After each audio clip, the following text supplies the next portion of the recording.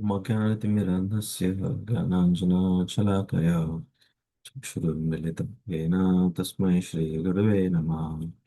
श्रीचैतन्यमनोभीष्टं स्थापितं येन भूतले स्वयं रूप कदा मह्यं ददाति स्वपदान्तिकं वन्देऽहं श्रीगुरुं श्रीयुतापदकमलं श्रीगुरून् वैष्णवांश्च श्रीरूपं साग्रजातां सहगना रघुनाथान्तं तं सजीवं साद्वैतं सावधूतं परिजनसहितं कृष्णचैतन्यदेवं श्रीराधा कृष्णपादां सहगना ललिता श्रीविशाखान्तांश्च हे कृष्ण करुणा सिंधु दीनबंधु जगतपते गोपेश गोपिकाकांत राधाकांत नमोस्तुते तप्त कांचन गौरांगी राधे वृंदावनेश्वरी वृषभानुसुते देवी प्रणमामि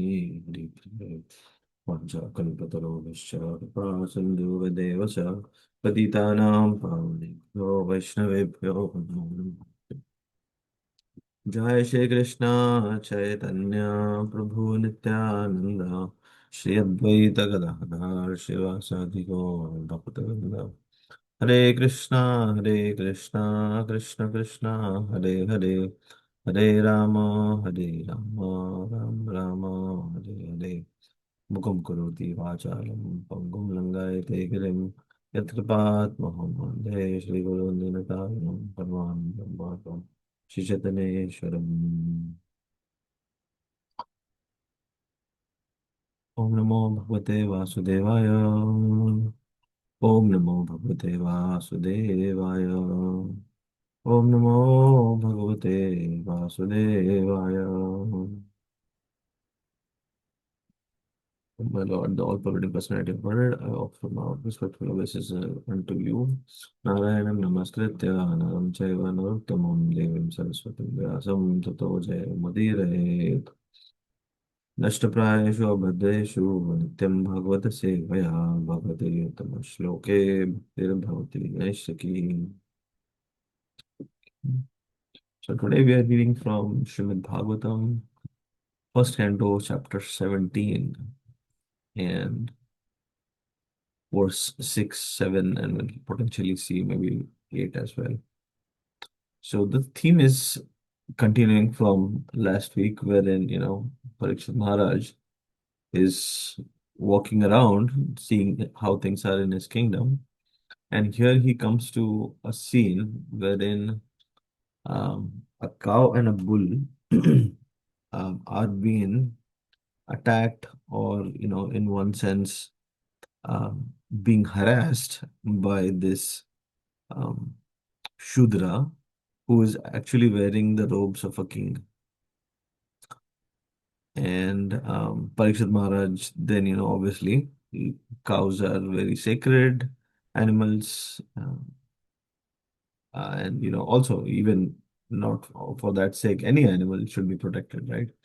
So, Parikshit Maharaj, being the emperor of the whole world, is in this scene or conversation, is talking to this Shudra, who in essence is Kali, actually, and is planning to punish him now.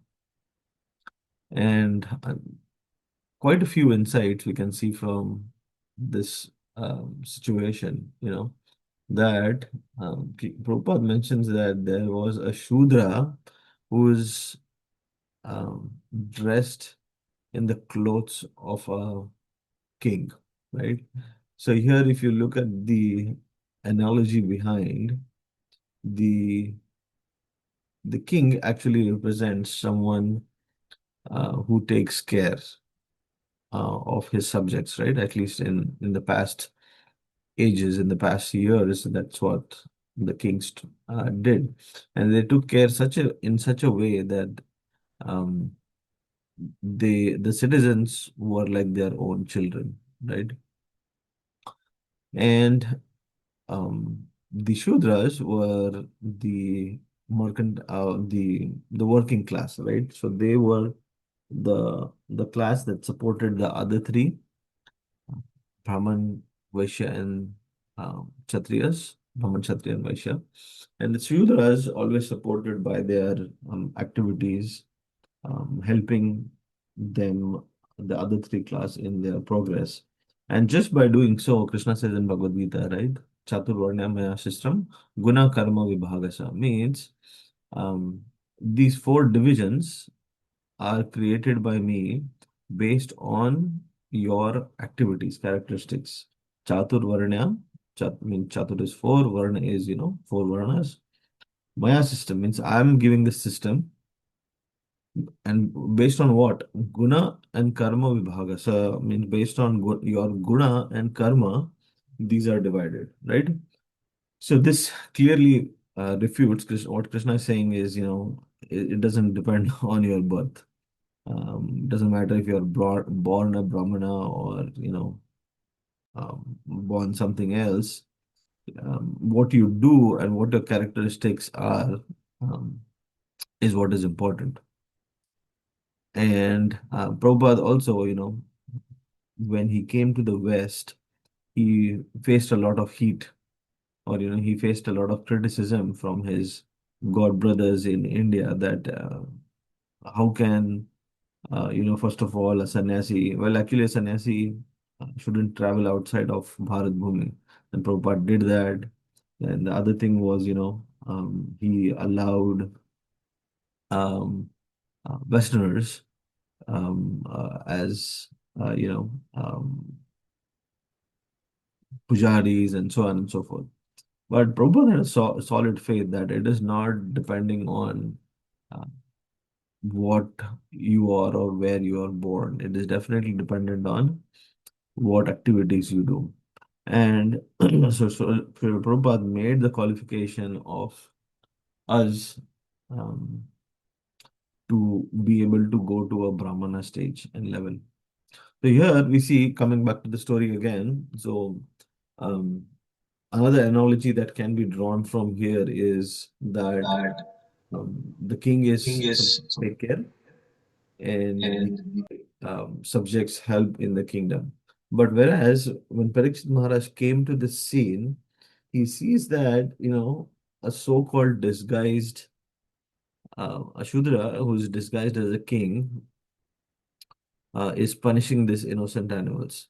And if you try to correlate this example to the modern day, most of the people who are in power are supposed to take care of the subjects, right? But in essence, through taxation or, through other penalties and whatnot, they are also harassing common subjects or common innocent people. What to speak of animals? Animals are right away slaughtered. So nothing to speak of animals in this day and age. But even people are being harassed by the so-called king or the rulers. And it's interesting of how, uh, the ruler is supposed to um, take care of his subjects. We saw that. And it is said that whatever the subjects do, in the kingdom, a part of that is borne by the um, king as well. So whatever karma the subjects do, the king also gets a part of it. So we see that since the top level management, if that is not um, true, or that is not uh, in a Vedic aligned with Vedic ways, then we see that there is a effect down the line as well. And everything below then, starts getting crumbled, or then people starts exploiting the system, people start exploiting each other, so on and so forth. So we'll come to this verse. So 117.6. Yastvam Krishne gatinduram saha gandivadhavana sochyosi sochyan rahasi प्रहारन् वधम् अर्हसि यस्त्वं कृष्णे गतिर्दूरं सह Gandiva धावना शोच्योऽसि अशोच्यान् रहसि प्रहारन् वधनम् अर्हसि more time यस्त्वं कृष्णे गते दूरं सह Gandiva धावना शोच्योऽस्यो शोच्यानर्हसि प्रहारन् वधम् अर्हसि synonyms here on account of Tvam, you rogue, Krishna, Lord Krishna, Gate, having gone away, Duram, out of sight, Saha, along with Gandiva, the bow named Gandiva, Dha, Dhanvana, the carrier, Arjuna, Sochya, culprit, Asi, you are considered a Sochyan, innocent, Rahasi, in a secluded place, Praharan, beating, Vadham, to be killed, Arhasi, deserve. The another analogy that I was driving, thinking from this uh, scene that is going on, and we'll see in the upcoming um, verses, is that what Kali does when Parikshit Maharaj is just he's drawn out his sword to punish Kali. Kali is very intelligent. What he does? He immediately surrenders to Parikshit Maharaj and says, "Oh, my dear king, I have surrendered unto us. And, as a Kshatriya, whoever surrenders to you, you should give protection." And then obviously, Parikshit Maharaj is a great Kshatriya. He has to give him, protection. So then he, tells him you can take shelter where illicit activities are there and where there is gold. But if you draw that analogy again to today's world, we see that, whenever people um, uh, challenge um, what bad people are doing, they put it in such a way that um, it is for the betterment of the people, right? Um, so many examples, or, so many scandals, corruptions, so many things that can be discussed on this. So this is the ability that so-called Shudra, or so-called king in today's world, that they will, if you question them based on what they are doing, then they will turn it in a very diplomatic way and maneuver it and show it such that, oh, they're trying to do good for us. One common example, take up any, like, corruption that has happened. So it starts with doing good for people, right? But it eventually ends with doing good for themselves. So I was just thinking about how, even Kali is here trying to do the same thing. Um, Immediately surrender to Parikshit Maharaj. And then we see that because of that, then how he creeps in slowly into the mainstream. And these days, that whole thing is made easy by social media. Okay, so let's read the translation and purport. You rogue, do you dare beat an innocent cow because Lord Krishna and Arjuna, the carrier of the Gandiva bow, are out of sight?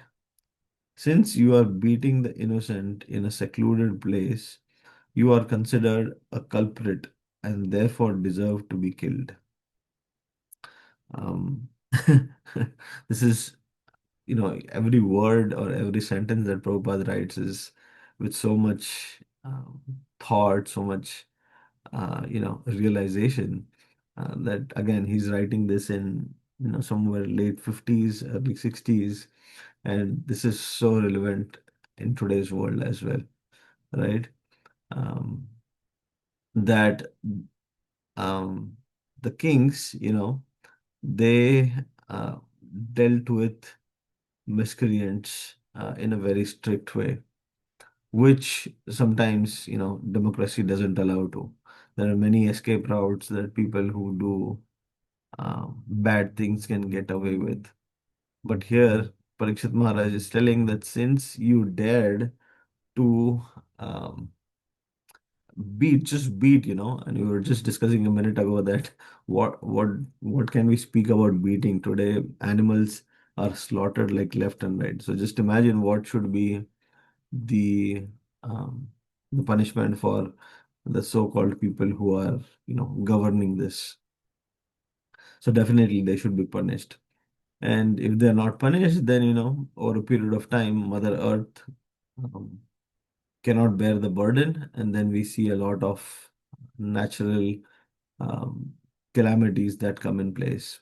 Or then, there are situations like we are seeing currently in the world, like warlike situations, wherein this burden is, somehow um, she's trying to shake that off or give off the burden. Purport. Vice doing this, A.C. Bhaktivedanta Swami Srila Prabhupada ki jai. In a civilization where God is conspicuously banished, and there is no devotee warrior like Arjuna, the associates of the age of Kali take advantage of this lawless kingdom and arrange to kill innocent animals like the cow in secluded slaughterhouses. Wow, this is amazing. So Prabhupada is saying that in a civilization where uh, God is banished, as in, the civilization doesn't consider God as much, or if they consider something, they consider him to be uh, a statue, or someone who is far away, will not bother me. I'll not bother with him. Um, Gaurang Prabhu mentioned this joke, that one person came to him and he said, Gaurang Prabhu was trying to preach to him. So this person, Gaurang Prabhu, said that, oh, please come to temple. This is Krishna, Supreme Personality of Godhead. So this person said, oh God, yes, yes, I have a very nice relationship with God. And Gaurang Prabhu was surprised. Oh, wow, this is a great person. Maybe, he's already a devotee, so I don't have to put too much effort. So then he asked me, oh, can you tell me more? So this person says, yes, I have a nice relationship with God. He doesn't interfere in my work and I don't interfere in his work. So this is kind of the mentality, right? Um, that we have. And Srila Prabhupada is pointing out here, when society becomes irreligious or without God, then innocent animals are killed in secluded. If you see the word, Prabhupada is specifically stressing on it. He could have just said, Prabhupada could have said that, killing innocent animals like the cow in slaughterhouses. He's using um, secluded because it is very prominent. How many of us have seen any slaughterhouse in downtown, right? Of any place, whether it be any country, right? So these are all secluded, and to keep it hidden of how much pain the animals have to go through. Usually as we, any one of us who have gone to Myer Walmart, you can see that these animal products are pretty well presented, wrapped in nice plastic with advertising on them and so on and so forth, right? Just to make it more appealing without the blood. So much presentable, and it just looks like some other commodity that we can use or consume.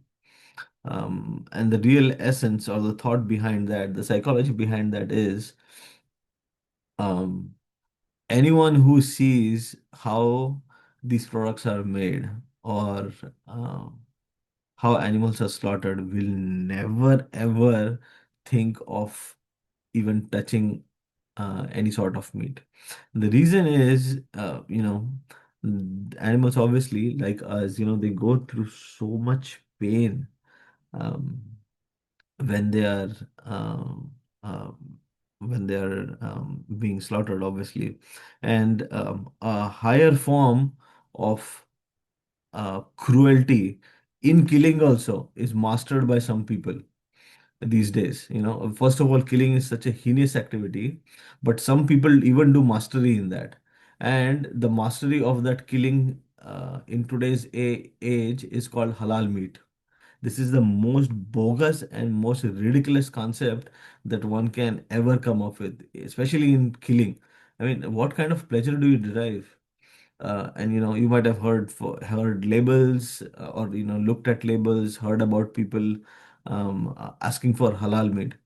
And just to let you know, it is the most cruel form um, of killing anyone. What they do is they hang the animal upside down. I'll not describe it too much, but just to give you an insight of what the cruelty is, they hang the animal upside down, and there is a aortic artery that goes through. All vertebrates have this.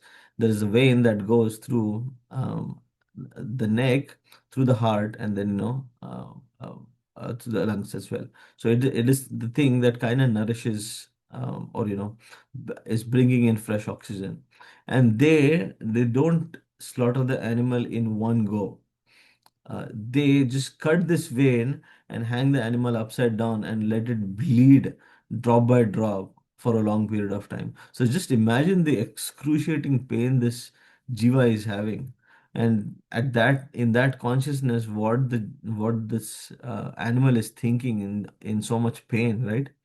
Um, and when the whole blood is through that, because that's one of the main arteries, is bled out, then they start chopping the animal. So such a gruesome. Whenever I hear this word halal, it's just like brings in this whole horror of knowing what it is. Um, but anyway, we'll come back here. Yeah, so Prabhupada stressing on the word secluded. Yeah, we don't see those here. And there was a small, I think, ad or something that came up like many, many years ago that said that if slaughterhouses had walls of glass, then no person on earth would ever eat meat again. Something like that. I'm trying to paraphrase it, which is very true, right? If you just look at what's going on there, one will never ever think about it. And primarily, kids don't know what it is, what a burger is, how is it made, right? Or any other man. The When you go to market, the apparent ghastliness or the apparent pain behind that product is not seen. And that's why, people mindlessly start buying this and consuming it. Okay, we'll read further. Such murderers of animals stand to be condemned to death by the order of a pious king like Maharaj Parikshit. Again, we should understand that even the animals are the citizens of the land. What gives us the right to think that, we are more sophisticated? Obviously, we are more sophisticated in terms of the way um, we deal with things, but basically, the four things: eating, defending, mating, and sleeping. Animals also do that. Well, we just do that in a much more sophisticated or much more so-called evolved way, But for animals, it is as evolved as what we can think of. We would like to sleep in a nice sleep number or a cozy bed with thousands of dollars, but uh, if you bring in a deer to sleep on that bed, the deer will probably not like it, right? So similarly, they are also having the same attributes as we do. Um, so in a sense that they also belong to the land, and nobody has the right to slaughter or encroach in other person's existence, just because they cannot defend or speak about their pain. Um, so here Prabhupada is pointing out that these people should be who kill. Actually, Prabhupada is using a heavy word here. He's using the word murderers. And this is the amazingness of Srila Prabhupada's purports. Every word is so well thought, um, um, so well articulated that it just sinks in. So Prabhupada is saying murder is here, and we know, like, I've heard in many lectures that how the uh,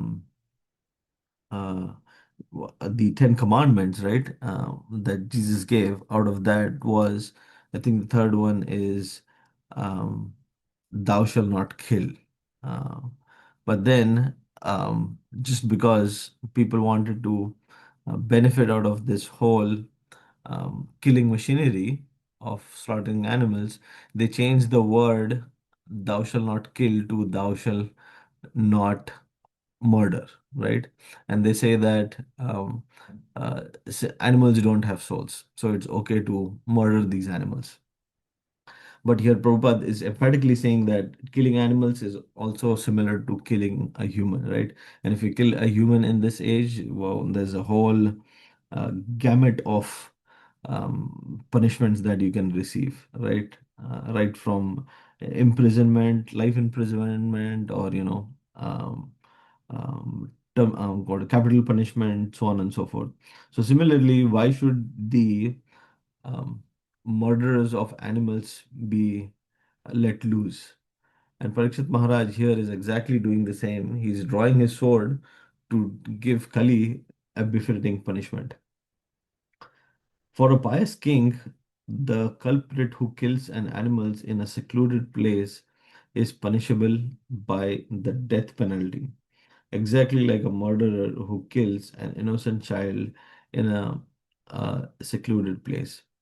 And I was hearing in another lecture that, according to Manusmriti also, that if a person who does a heinous activity in this life should undergo a suitable punishment, and if they don't do that, if they don't um, if they are not given the punishment or receive the punishment, then in their next life they are suffering even more. So in essence, when someone is given a capital punishment, or some sort of punishment, it's actually meant for their own good, because that way at least the upcoming life, the next life that they'll have at least a better start in that. But these days, people do so many activities just to do bad activities and evade the law, and escape from it. But Krishna's karma machinery is flawless. You cannot cheat Krishna. Krishna is the Krishna is, best in all categories. So if you try to cheat Krishna, Krishna will cheat you for sure. And Krishna's this whole mechanism of karma is also so intricate and so well placed that none of us can, bribe it. None of us can seduce it. None of us can, entice it in any way. Um, so we will receive what we do. Okay, we'll see another one for today. 117.7. त्वं वा मृणालधावला पादन्यूना पदाचरन् वृषरूपेण किं कश्चिद् देवो न परिखेदयान्. So translation. Then he, Maharaj Parikshit, asked the bull, "Oh, who are you? Are you a bull as white as a white lotus, or are you a demigod? You have lost three of your legs and are moving on only one. Are you some demigod causing us grief in the form of a bull?" This is interesting. Purport. Uh, at least up to the time of Maharaj Parikshit, no one could imagine the wretched condition of the cow and the bull. Right? Maharaj Parikshit therefore was astonished to see such a horrible scene. He inquired whether the bull was not a demigod, assuming such a wretched condition to indicate the future of the cow and the bull. So many things can be discussed on this. We'll look at couple. The first thing is that Prabhupada is saying in the purport, no one could imagine the wretched condition of cow and the bull. To give you an analogy of what this could be in today's age is, um, if you asked your, grandfather or when we were kids that um, water will be sold. This was like something amazing concept for them. What, water will be sold? Cannot believe it, right? Something that we could believe in today's day, and this is happening in China and some other places, is like they're selling oxygen also, or they're selling um, breathing air, right? So there are capsules in Shanghai and elsewhere that, so much pollution, so much toxicity in the air that people have to pay like, I don't know, something like $20 for 20 minutes or 30 minutes. So they go into these capsules and then you can breathe like fresh oxygen for some time. Obviously, now you might think, oh, really? Or you might have already heard about this. So think along the same lines, right? This was a time wherein cows and bulls were worshipped like mother and father, right? The cow, obviously, all Vaishnavas love the cow. Not only because, Krishna loves cows, obviously, that is a big thing that Krishna loves cows. And so we should also love cows. But the other thing is, cow is a mother. After we stop accepting our mother's milk, we start accepting cow's milk, right? She's also a mother. And how can one even think, and this is across human society, that, people accept cow's milk, uh, may it be whatever country. And how can we ever think of slaughtering our own mother? So this was inconceivable of. Um, and Parikshit,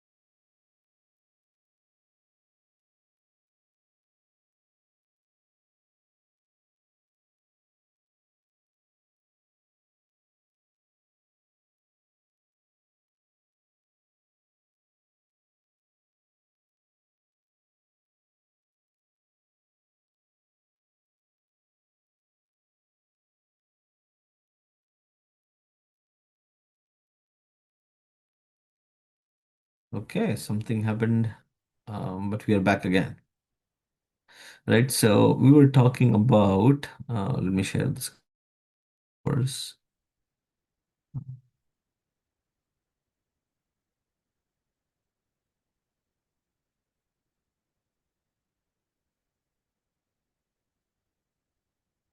Um, so here we see that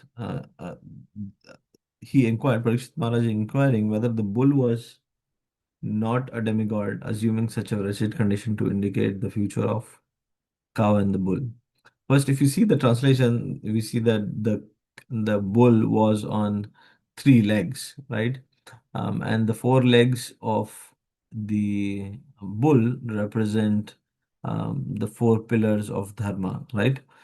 Satyam, Dayam, Tapa, and Saucham, which is truthfulness, Satyam. Then Daya is obviously compassion, and Tapa is austerity, and Saucham is cleanliness, right? And we know that what's the important, we'll not go there. We just have like one more minute. So I'll just say that the bull was on three legs. So except Satyam or the truthfulness, everything else um, was not there. And what Parikshit Maharaj was indicating to us is that is what the condition will be in Kali Yuga. And we see that, right, in today's day and age, practically, there is no cleanliness, both, external bodily as well as internal, mind and heart, from, malice, greed, envy. There is no tapa or no austerity, self-discipline, control, voluntarily accepting inconvenience for others, higher spiritual for others, for higher spiritual purposes. And then finally, daya, right? Daya is absolutely, it's a very huge word actually. Having daya towards somebody, right? We are not even compassionate to other humans, what to think of other living entities, right? Um, Empathy for, that's what suffering of others we don't have. So the only thing that is remaining, the one leg, is truthfulness in Kali Yuga. And that also, just imagine if a four-legged um, teapot or whatever uh, is a chair, if it is on only one leg, how wobbly that leg would be. And as we progress in Kali Yuga also, the same thing is happening. The leg, this one leg of truthfulness, and you, as you all will agree with me, that is also wobbling, There are some people who are truthful, but at the same time, much of the society is progressing towards being untruthful, right? Um, so, yeah. And the other thing that we could draw from this is that um, what Parikshit Maharaj represents. And if we are in any sort of leadership position, we should make sure that we abide by these four pillars of dharma. Whether it is our work, whether our dealings with others, we should always make sure that we support these four pillars. Okay, I went slightly couple minutes over time, but any questions or comments? Otherwise, we could. Probably like so one basic thing, like so very nice class with you, Hare Krishna, Dhandas Pranav. Probably like so this is actually like Sukadev Goswami telling to Parikshit Maharaj the whole Bhagavatam, but like this is happening again. That means like this is he's telling like what happened in his like recent past. This is why it was happened like that, or like what is that? Oh, you mean yeah, the discussion is um so Bhagavatam is like layers of stories, right? Right, right, yeah. Multiple stories. Yeah, so this is a story within a story. Uh, I think Amol Leela Prabhu once, or I think Swam Bhagavan Krishna Swami Maharaj, they were mentioning, right? So the outer layer is the first layer is um, Sutta Goswami and sages of Naimisharanya, right? And in that, then there is a layer of um, Parikshit Maharaj and Sukdev Goswami, right? And in that, then inside, there is another layer of um, so many layers, like Mhm. Yudhishthira Maharaj and Narad Muni. And then again, inside that, there is another layer of um, uh, uh, Maitreya Muni and Vidura, and so on and so forth, right? So it's chronologically we cannot think that it is, but yeah, in one sense, yeah, the speaker and the actor are also of what the play is being described about. Does that make Right. sense, bro? Yeah, yeah, yeah. That's what. Yeah. Yeah, yeah, Okay. Hare Krishna. Thank you. yeah, yes, sir.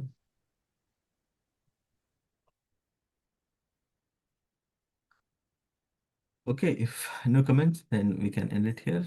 Vansha kalpatarobhasya kripa sindhu vadaya पतितानां पावनेभ्यो वैष्णवेभ्यो नमो अनंतकोटि वैष्णव की जय श्रील प्रभुपाद की जय Okay, we'll close Zoom. Hare Krishna.